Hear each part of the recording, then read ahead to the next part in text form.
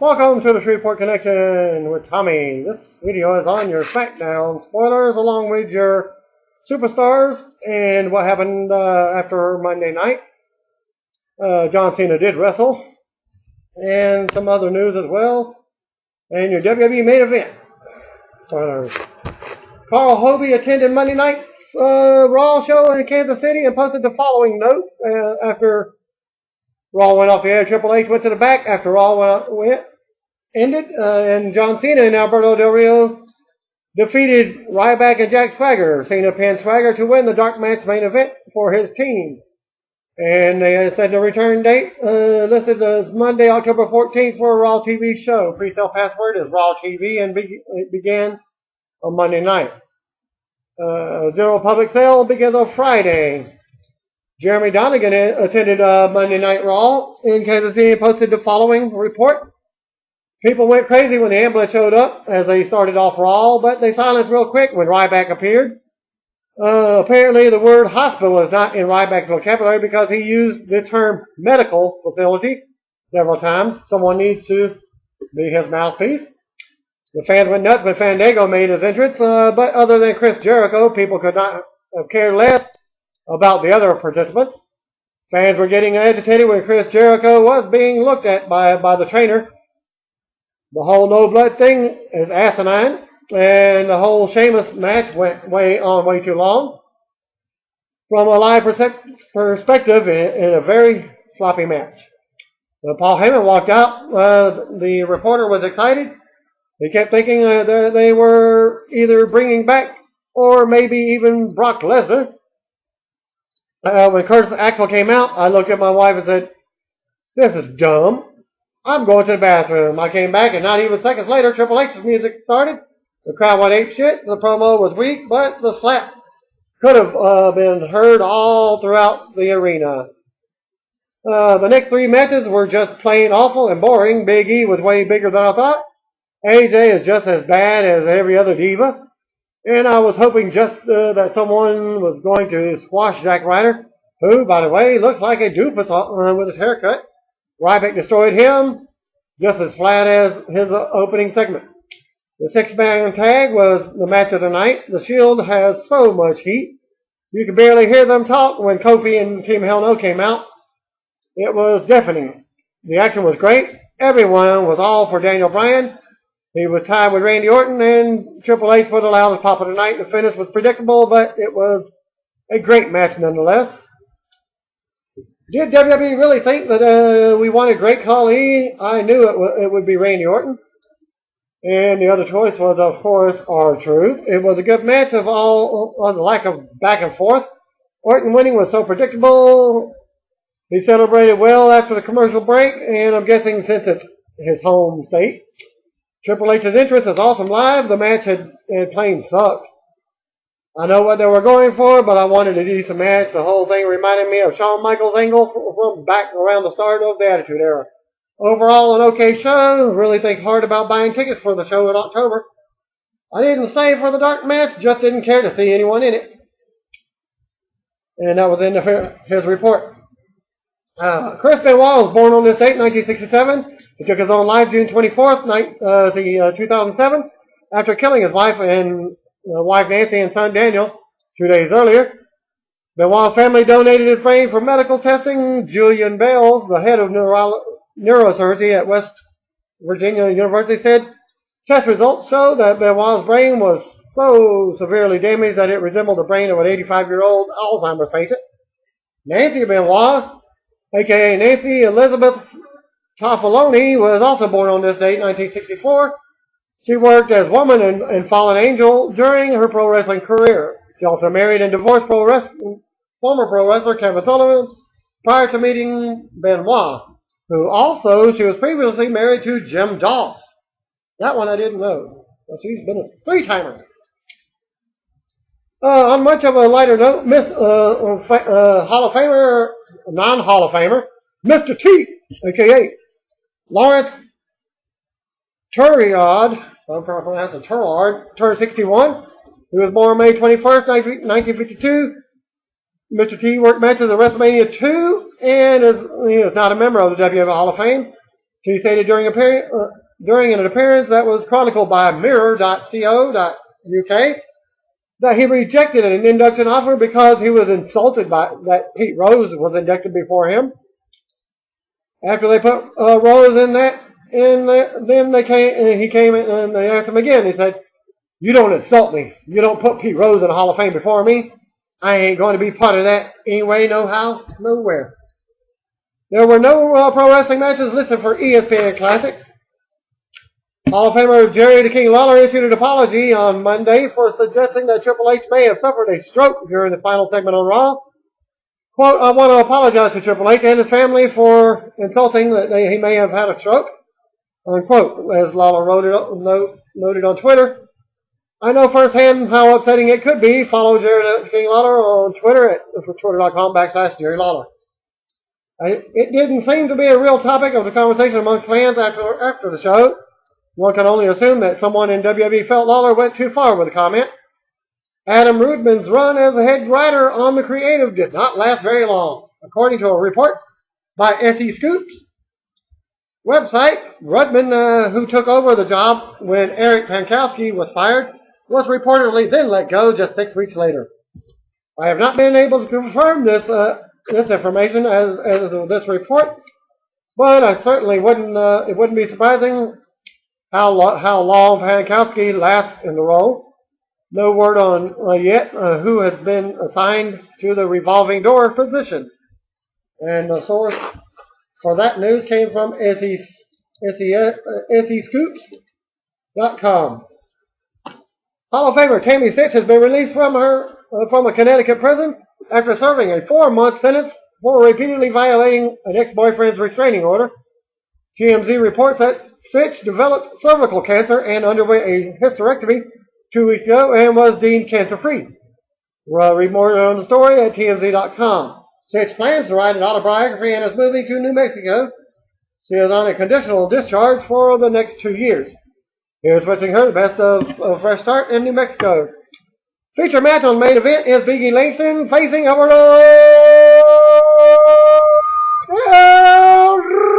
Rio in a rematch from Monday's Raw TV show. Only match advertised for the show has been Wade Barrett versus Sin Cara. Daniel Bryan, a.k.a. Brian Danielson, turned 32 years old yesterday. He was born May 22nd, today, May 22nd, 1981. Bryan has been getting the biggest reactions on WWE shows lately for his flurry of offense in tag matches, including the gem of a 6-man tag match he worked on Monday. Here's hoping WWE Creative will eventually give him the big babyface push that he was getting before the tag team faction of Team Hell No. And fans are wanting it and waiting for it. And another very happy birthday to friend and reporter Wade Keller from PW Torch. The late Brian Pillman was born on this date, 1962. He died on October 5th, 1997 at the age of 35 in Bloomington, Minnesota. An autopsy showed that a previously undetected heart condition, arteriosclerotic heart disease, led to his death. He was also well known for his heavy partying. Pillman worked a WWE live event the night before, which reported this in Minnesota. He was scheduled to work the WWE Bad Blood pay-per-view event on the night of his passing, as the show went on scheduled and continued. Former pro wrestler Scott Putski, a.k.a. James Bednarski, turned 47 years old today, and he is in NWA Alt. And our next show is June 29th. I may be attending the show and possibly booked in the show myself once I get my clearance and a tryout for that company. And that will be in Gilmer, Texas. He was born May 22nd, 1966. He is the son of WWE wrestler Ivan Putski.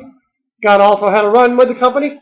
His last in-ring date is listed as July 26, 2003. Happy birthday goes out to former TNA knockout Tracy Brooke, a.k.a. Tracy Brookshaw. She turned 38 years old today, May 22nd, 1975. She is married to current TNA wrestler Frankie Kazarian, real name of Frank B. Girdleman.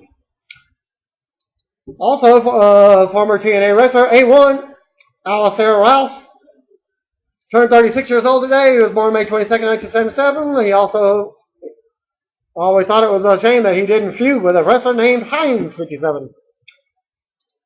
Former WWE wrestler Lanny Poffo is scheduled to make an appearance at the Wrestling Universe store in Flushing, New York on June 1st from 3 to 5 p.m.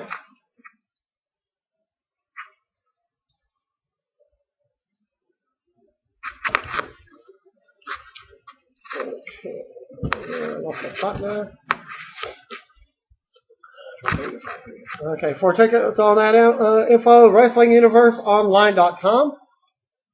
British Pro Wrestling legend Mick McManus died at the age of 93 earlier on Wednesday morning.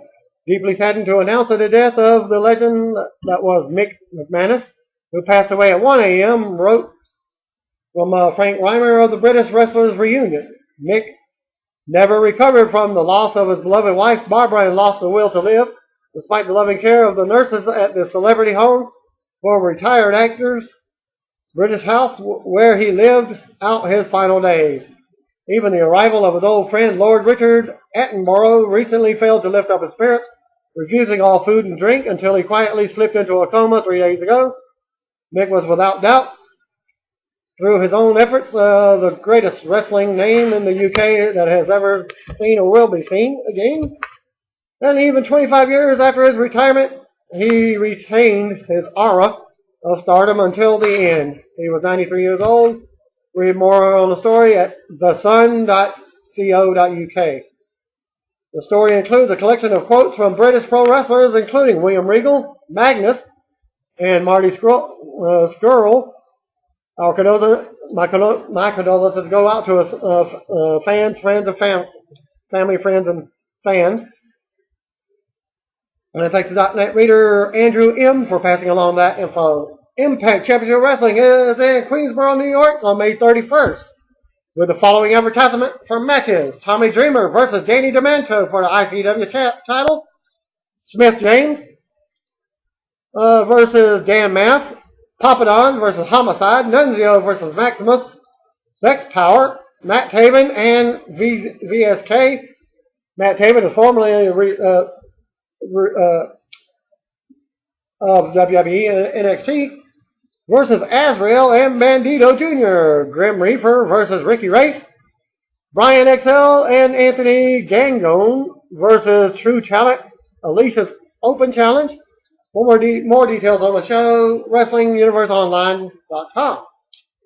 Van Halen frontman David Lee Roth spoke about his personal history with pro wrestling during his latest edition of The Roth Show, which you can view the 30-minute show at youtube.com/watch, V equals Z, capital Z, capital V, 7E63 EV underscore big T, little less. I'll try and put that in my video at some point in time in that.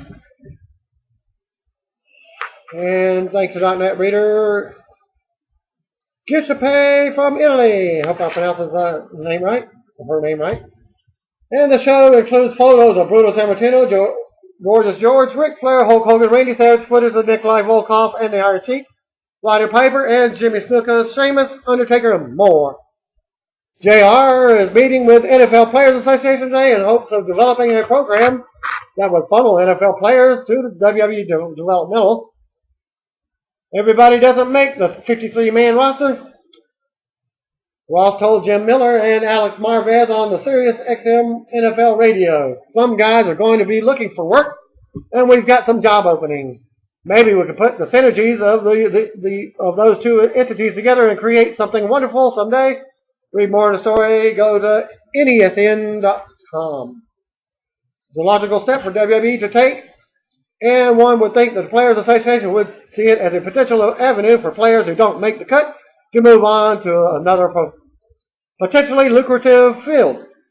I continue to be highly impressed by the moves WWE is making with its developmental operation, thanks to John Tovey of the awesome TheHuddle.com.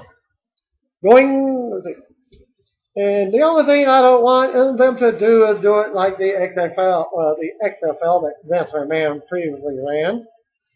Going into Extreme Rules, there have been talk of doing something with a gimmick ring in either the strap match or the steel cage match. This was brought up in a meeting before the pay-per-view. Presumably, the idea was nixed when they decided to go with the breakaway wall gimmick when the finish of the Ryback versus John Cena match. Current plan, but yeah, it was on the stage for the light. The current plan is for Randy Orton versus Sheamus to be a featured match in this year's SummerSlam pay-per-view, meaning one of them would have to do a heel turn very soon. Orton has been rumored for the heel turn for about a year now. WWE is looking for hiring a new commentator, likely for the WWE main event. This isn't necessarily an indication that they're looking to get rid of The Miz or anyone else, as they're constantly looking for new commentators. There was talk at Sunday's Extreme Rules pay-per-view that Randy Orton's punt kick was a one-time thing for the gimmick pay-per-view and for Orton's appearance before the hometown crowd. With Orton not using the move on Monday's Raw, the feeling that it was more likely just a special spot for the pay-per-view. Natalya did a local media with Tensai, Brodus Clay, and Naomi on Tuesday morning. Cameron noted on Twitter that she's been sick lately and has to visit the doctors 4 times in 1 week. The former Michael McGillicuddy has changed his Twitter handle and is now tweeting at real Curtis Axel. He tweeted after Monday's Raw, "Do you see me now? Curtis Axel has arrived. I am the game changer."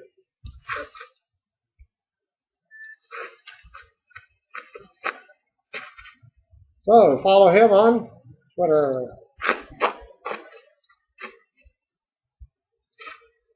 Okay, WWE's website has a new article with Paul Heyman looking at 13 different Paul Heyman guys. And here's a list. It's CM Punk, Brock Lesnar, Rob Van Dam, Big Show, Stone Cold Austin, Taz, The Miz, Mick Foley, Rey Mysterio, Rick Rude, Bam Bam Bigelow, Public Enemy, and Joey Styles. Well, due to the deaths, you could eliminate 99% of them. So you got Brock Lesnar, CM Punk, Rob Van Dam, Big Show, Stone Cold. Taz is in TNA, so that's not going to happen. Okay. WWE's website again is posting a storyline update on Triple H after Monday's Raw. Dr. Michael Sampson noted that they advised Triple H that he shouldn't wrestle after Extreme Rules because of a head and jaw trauma he suffered. Sampson says after further evaluation, Triple H is still exhibiting some post-concussion symptoms, and he'll be out of action until WWE's medical staff can do further neurological tests. He noted that more neurological tests will be conducted near the end of this week when Triple H's headache has subsided. And another storyline update with John Cena. Dr. Sampson noted that Cena is banged up and has multiple contusions from the Extreme Rules match, but he is doing better than anticipated. As for recovery timeline, Sampson described it as day by day, noting that he does not anticipate any problems that would hinder any foregoing process. And Cena is scheduled to be back on next week's Monday Night Raw. And what everybody's been waiting for, well, there's going to be two reports for main event tapings from Omaha, Nebraska. This report is by .net reader Ed Watkins. Dark match. Jesse Gabriel pinned Cody Rhodes with a 450 splash. I was certainly surprised with the results, but not that I'm sure if it means a push for Gabriel or if Cody is somehow in the doghouse. And for the main event, 2 matches. Alberto Del Rio defeated Big E Langston in an impressive outing for both men that got hot crowd worked up. Solid back and forth action with numerous reversals and power spots. I'm not sure of the length of time, but it was impressive for a guy carrying so too much muscle. Langston didn't appear to be blown up. It probably helps that he was paired with a solid worker in Del Rio, even if he is babyface persona doesn't click with me. Match number 2, supposedly the main event, which was probably swapped. The Usos defeated 3MB. Not sure I agree with the previous report of Omaha not having a good turnout. From my perspective, on the same side of the hard camera, I would say that the crowd was pretty full, especially considering that early in the week and school is still in session. In fact, the crowd was fairly hot, chanting for even the least overact, including both the Usos and 3MB. Mid-match, Ryback, who somewhat resembles Bully Ray in his new leather vest, perhaps he is starting aces and eights in WWE, interfered, slamming Heath Slater to the ground face first before tossing him into the back of an ambulance and driving off. Maybe this will pay off in the future episodes of Main Event, but I don't really see how having your main heel beating up an undercard heel with no heat is going to benefit anyone involved. After distraction, the Usos used their top rope splash and pinned Jinder Mahal. And here's the other report from Troy S. for a Main Event. Just gave a brief result. Jessica Gabriel defeated Cody Rhodes in a dark match, and in the Main Event, Alberto Del Rio defeated Big E Langston. Del Rio won with a roll-up. There's a little bit different. The entire upper half of the building was topped off, not good, Omaha. And in the second match, Usos defeated 3MB. Ryback appeared during the match in his ambulance. He beat up Slater, carried him to the ambulance, and drove away. Odd. And that concluded the taping with no sign of the advertised Intercontinental title match. And he also posted the SmackDown results, and I'll do his first on this one. SmackDown team was introduced. JBL's theme played, and he went back. The reporter went back to 2004 for a second. Miz TV opened the show with Fandango as special guest. Miz dropped the "You look like a bag of Skittles," and "You're the new Fruity Pebbles." Wade Barrett came out and talked smack to Fandango in a Intercontinental match with Wade Barrett was up next. Actually, but it's no. It's facing The Miz. The Miz defeated Wade Barrett by disqualification in an Intercontinental title match. Fandango was on commentary. I'd love to hear what JBL and Fandango were talking about. Fandango started to dance midway through the match, and this led to Fandango interrupting the match. All three ended up in the ring with Barrett standing over them to end the really good long segment. Jack Swagger and Zeb Colter came out for a promo. The reporter is sitting on the camera side, so you may be able to see him. Enjoy my weed the people sign, so look for his weed the people. What if we got a picture of marijuana on it? Zeb Colter insulted the Cornhusker State. Match number 2, Daniel Bryan with Kane defeated Jack Swagger with Zeb Colter. Bryan won by submission. Raw rebound was shown. A suit-wearing Damon Sandow was in the ring where an office table was set up. He had a rope tied in a knot on the table. Sheamus interrupted him. Sheamus and Sandow had words. Sheamus ended up throwing Matt Striker, who was conducting the interview, over the top rope onto Sandow. Match number 3, Chris Jericho defeated Big Show by count out. Jericho won after Show was knocked over the ringside barricade for the count out. Curtis Axel and Paul Heyman came out for a promo. The Axel theme song is legit. Paul spoke about Brock Lesnar and CM Punk's success and how he will take Axel to the top. All he's got to do is bring out Eddie Murphy. Yeah, Axel Foley. Axel spoke about putting Triple H out and accomplishing more than his dad and Grandpa has ever did, and said that this was just the beginning. Lots of critics. Match number 4, Curtis Axel beat Sin Cara. Axelmania is running wild. There were a few flying spots, but it was otherwise predictable and boring. Match number 5, Kofi Kingston defeated Dean Ambrose by disqualification in the U.S. title match. Seth Rollins and Roman Reigns interfered before the disqualification. Randy Orton and Sheamus ran out to save Kofi. Teddy Long came out and booked the Shield versus Orton, Sheamus, and Kingston in a 6-man tag. And a reporter remembered when Orton was cool, and so now, I think it's 2009, and Favre was still gunslinging for the Green Bay Packers. Wait! Editor's note, that's not funny. Match number 6, The Shield beat Randy Orton, Sheamus, and Kofi Kingston. Dean Ambrose pinned Kofi, claimed to win the match. The Shield stood in the ring with the gold in what appeared to be the end of the taping for Friday's SmackDown TV show. After the cameras stopped filming, Bryan and Kane came out and threw Shield back inside the ring. Dean Ambrose took an RKO. Sheamus brogue kicked Seth Rollins, etc. The crowd left home, went home happy. And the reporter says, thanks for following along tonight. Check back with the website for later on. And for the second report, we're SmackDown taping from Omaha, Nebraska. This one's by Ed Watson from .wrestling.net. Show opened with Miz TV, but the odd thing is both times Miz made an entrance or appearance, he also sat in on commentary during the main event. He did so without an entrance during video recaps after an interview with Fandango. Wade Barrett came out, and shortly after a brief exchange, we got our first match between Miz and Barrett. Miz beat Wade Barrett by disqualification, a solid, though uneventful affair between the two.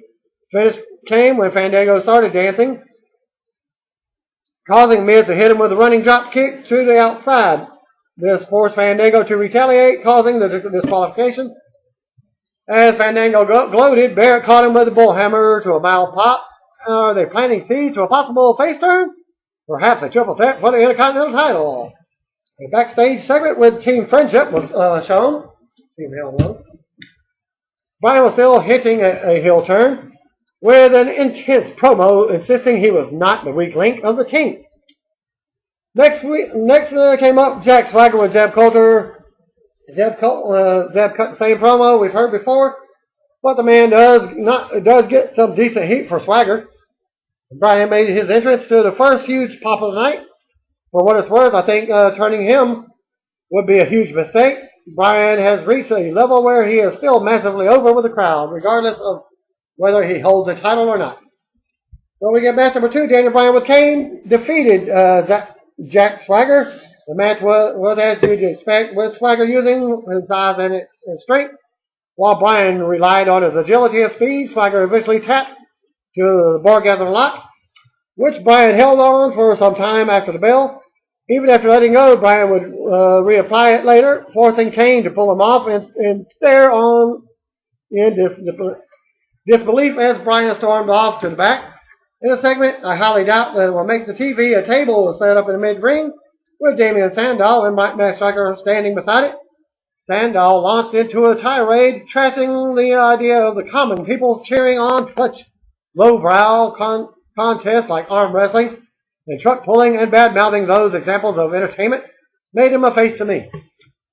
He proposed an intellectual challenge, the Gordian knot, a knot so complex only the most intelligent among us could solve it. Sandow mentioned Striker's past as a teacher and asked if he was up to the challenge. Striker awkwardly fiddled with the knot before proceeding. Sandow then went on to trash the American education system, which somehow brought out Sheamus, who claimed to be pretty good at Rubik's Cubes as a kid. Yeah, really. Unfortunately, Sheamus, too, could not untie the knot. Heck, give me a chance. I can untie any knot. Leaving it to Sandow, who pulled a pair of bolt cutters out from underneath the table and hacked away, thus solving the riddle. Sheamus attempted the brogue kick, which Sandow dodged by rolling to the outside. Sheamus then threw a Striker onto Sandow. So there's a difference between this report and the other report. Thus is why I'll try and get minimum of 2 reports. Well, who also failed to catch him and claimed to be fairly smart too, quoting Newton by saying, "What goes up must come down." It was a do-nothing filler segment. If it does make TV, it would be a good time to go to the bathroom. A promo was aired for Raw featuring the return of the highlight reel with Heyman as a guest. A wise move to advertise it, as there is potential for some interesting promos. Match number 3, Chris Jericho defeated Big Show by disqualification. Again, the match played on too long.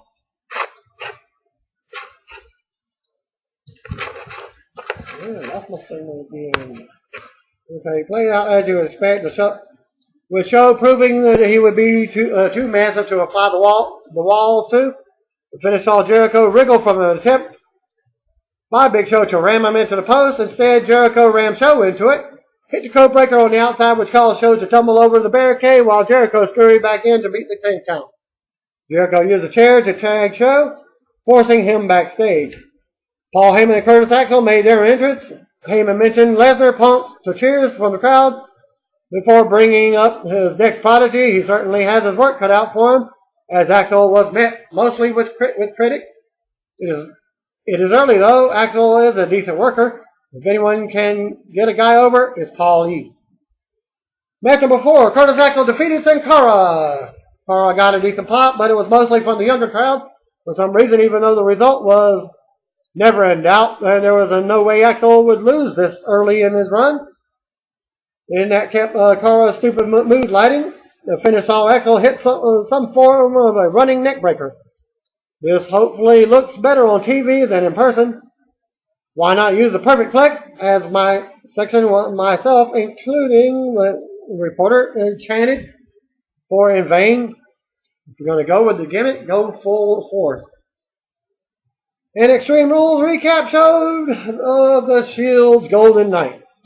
Match number 5, Kofi Kingston defeated Dean Ambrose by disqualification. The match hardly got started before the other Shield members had made their presence being felt, beating down Kofi in the process, which brought out Randy Orton and Sheamus, prompting Teddy Long to make the 6-man tag match. Shield defeated Randy Orton, Sheamus, and Kofi Kingston. While it was cool to see all 6 men in action, it was a bit disappointed not to see the Shield work in a slightly separate setting. Instead, it was more of the same, with the Shield using distractions to set up double team maneuvers. That being said, Rollins did perform a reverse Russian leg sweep into the middle of the turnbuckle in a cool spot. Reigns also delivered a running forearm smash from the outside, but seemed to tweak his knee in the process. He seemed to pace on the apron and then attempted to walk off. Hopefully, it was just a minor injury. Ambrose used his headlock DDT combo on Kingston for the pinfall to close the show. After the taping, the Shield made their way to the back when Team Friendship forced them back ringside. Once there, they ate finishers from the baby faces and to send the crowd home happy. The faces then slapped hands with the fans as the Shield, Ambrose, and Rollins sold their beatings, including a flare face flop from Ambrose. Overall, solid event. I was disappointed in lack of Ziggler because he's still going with a concussion, or for that matter, not even a simple update on his real concussion. Despite getting an update on Triple H's worked one, I was glad to see the WWE are still looking out for his best interests. And with solid work from the Shield and Daniel Bryan, I was left feeling pretty satisfied. I feel that Omaha provides a pretty energetic environment for WWE. And after one house show, one Raw, and 2 SmackDown tapings, all in a 2-year span, I think it's time we get a pay-per-view. Nothing major, but maybe something to get excited about. For what it's worth, 2 correspondents from last night's tapings had also posted that one half of the WWE tag teams. Roman Reigns may have injured himself during that main event match. Apparently, Reigns tweaked his ankle during a 6-man tag with the Shield, as I just described, versus Randy Orton, Big Show, and Kofi Kingston. Reigns started limping after a spot with Orton on the ring apron. Reigns was limping around the ring during the end of the match and was helped back by a referee right after the finish. A post-show beatdown by the babyface took place, but only Dean Ambrose and Seth Rollins were involved. So that could be a definite injury. I will follow up with a comment on this on the video for the action or the results from see if he is legitimately injured on his Facebook account.